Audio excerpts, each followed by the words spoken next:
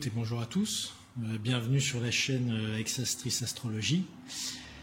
Et donc je vous retrouve à présent suite aux interprétations des transits des planètes lentes, donc à savoir Jupiter, Saturne, Uranus, Neptune et Pluton. Je voulais vous proposer un sujet astrologique qui était diamétralement opposé.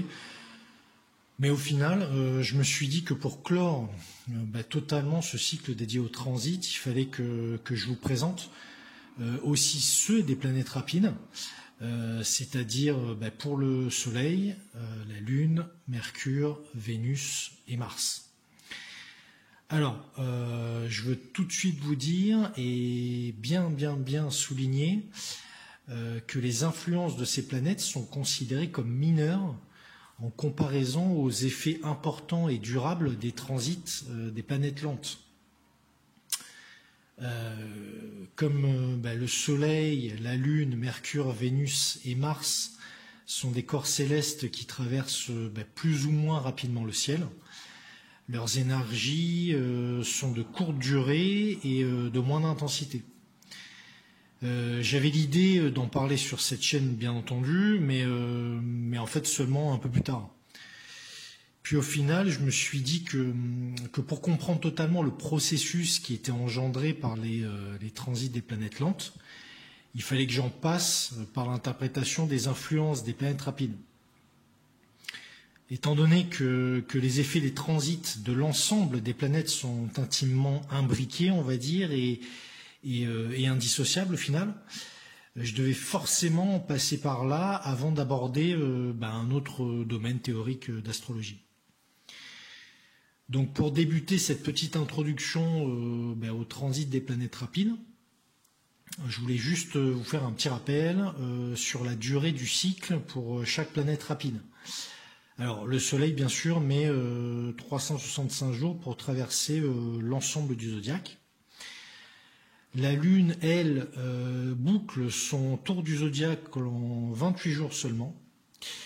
Mercure parcourt la totalité du zodiaque en 357 jours et sa révolution solaire n'est que de 88 jours environ. Vénus, quant à elle, fait le tour du zodiaque en 340 jours et en passe 225 environ. Pour effectuer une révolution autour du Soleil. Et nous avons donc la dernière Mars qui s'attarde environ entre 45 et 60 jours par signe. Donc ça, je parle en dehors de toute période de rétrogradation, bien sûr. Et la planète parcourt à peu près 0,5 degrés par jour. Donc, pour faire un autre tour d'horizon, cela fait environ 2 ans pour un tour complet du zodiaque.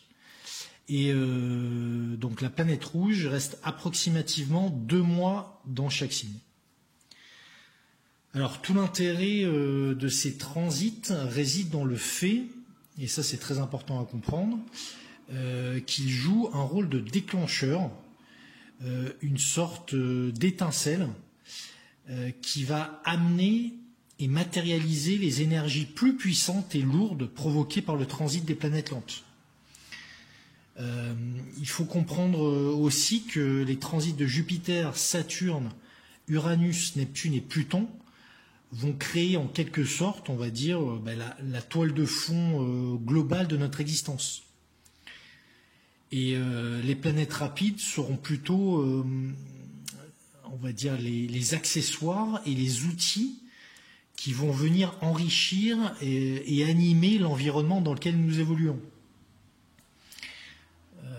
Dans cette même optique, donc, il faudra garder en tête que le transit d'une planète rapide, qu'il soit bien ou mal aspecté, ne pourra jamais rivaliser et surtout contrecarrer le transit d'une planète lente sur l'une de nos planètes natales, par exemple.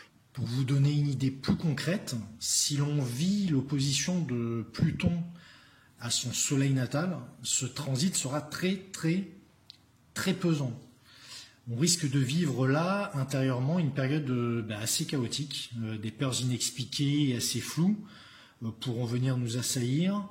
Nous aurons aussi l'impression de ne plus avoir de prise réelle sur notre vie et que la chance nous fera perpétuellement défaut. Cela pourra aussi marquer une forte fatigue chronique que rien ne pourra améliorer. Les transits des planètes rapides que l'on pourra vivre pendant ce lourd transit de Pluton n'auront pas la capacité de changer la situation en profondeur.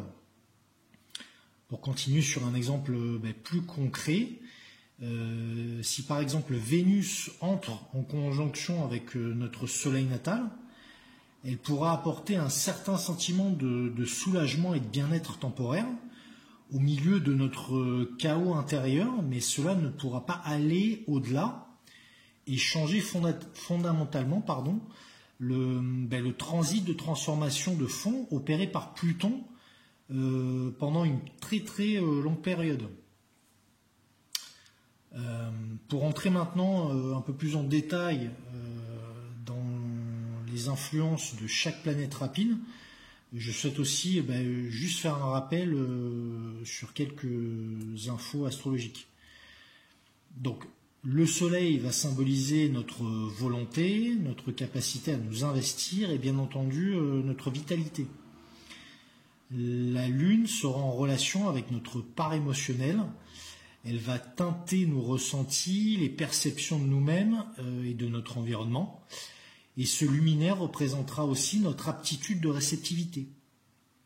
Mercure sera en relation directe avec notre mental, notre manière de réfléchir et aussi comment nous allons communiquer avec autrui.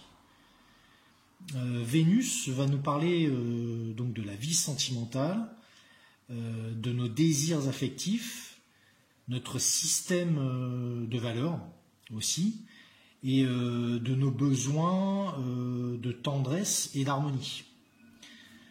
Mars, qui est aussi appelé le petit maléfique, peut-être une planète parfois assez redoutée.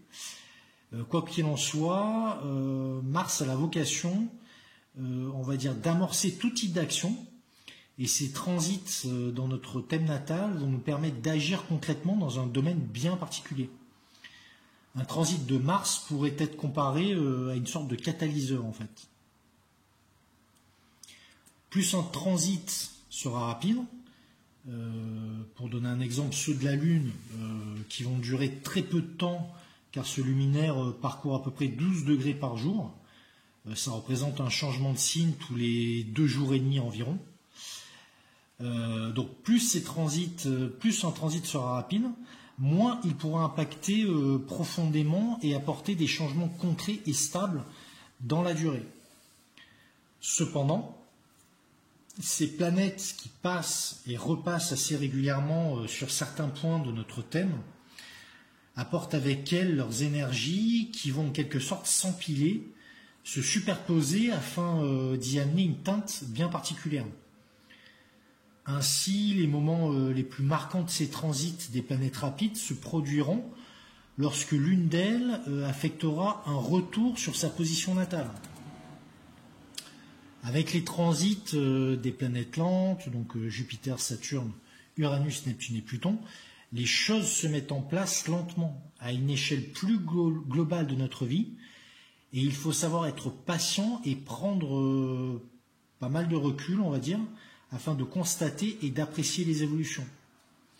En revanche, avec les transits du Soleil, de la Lune, de Mercure, de Vénus et de Mars, là c'est un peu le contraire, car les choses se vivent dans l'instant, au quotidien, et les petits changements provoqués par ces transits peuvent s'observer uniquement si on les regarde de vraiment très très très près. Pour résumer, les transits des planètes rapides seront des déclics permettant d'activer des événements ou des transformations impulsées par les transits des planètes lentes.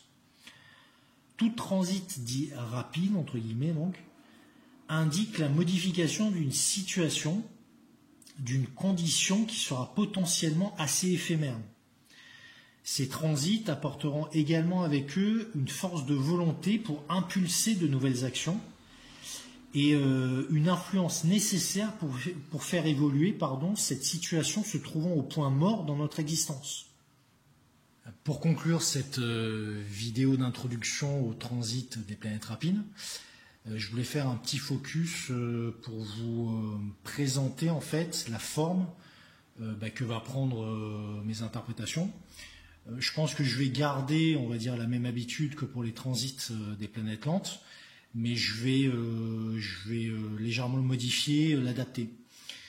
C'est-à-dire que je ferai d'abord une pastille assez courte pour présenter la symbolique générale du transit de chaque planète rapide. Ensuite, je ferai une autre pastille assez courte pour proposer une interprétation du transit de la planète dans tous les signes du zodiaque. Et donc là, ça sera des interprétations, on va dire, vraiment sous un angle purement théorique. Je continuerai avec des vidéos par contre plus longues afin de présenter les transits de chaque planète rapide dans toutes les maisons astrologiques. Et finalement, je m'attarderai beaucoup plus pour détailler les transits des planètes sur nos planètes natales. Et là, je ferai en fait des pastilles pour chacun des aspects. C'est-à-dire, par exemple, une pastille pour le transit du Soleil en sextile au Soleil natal, par exemple. Une autre pastille pour le carré entre le Soleil et le Soleil natal. Je pense que ça permettra de mieux appréhender chaque aspect pour ces planètes rapides qui sont très nombreux et très très rapides. Donc. Voilà, donc je voulais faire cette petite vidéo introductive pour vous indiquer où je voulais aller et pourquoi je souhaitais traiter ce sujet des transits des planètes rapides, qui parfois peut être, on va dire, un peu mis de côté par rapport aux transits plus puissants, c'est vrai, et plus marquants de leur grande sœur, on va dire. Voilà, merci encore de m'écouter, et donc je vous dis à très très vite pour débuter ce nouveau cycle sur les transits des planètes rapides. Et je débuterai par les interprétations du Soleil. Je ferai, on va dire, dans l'ordre astrologique, Soleil, Lune, Mercure, Vénus et Mars à la fin. Voilà. Donc merci encore de votre écoute et je vous dis donc à très très vite. Au revoir.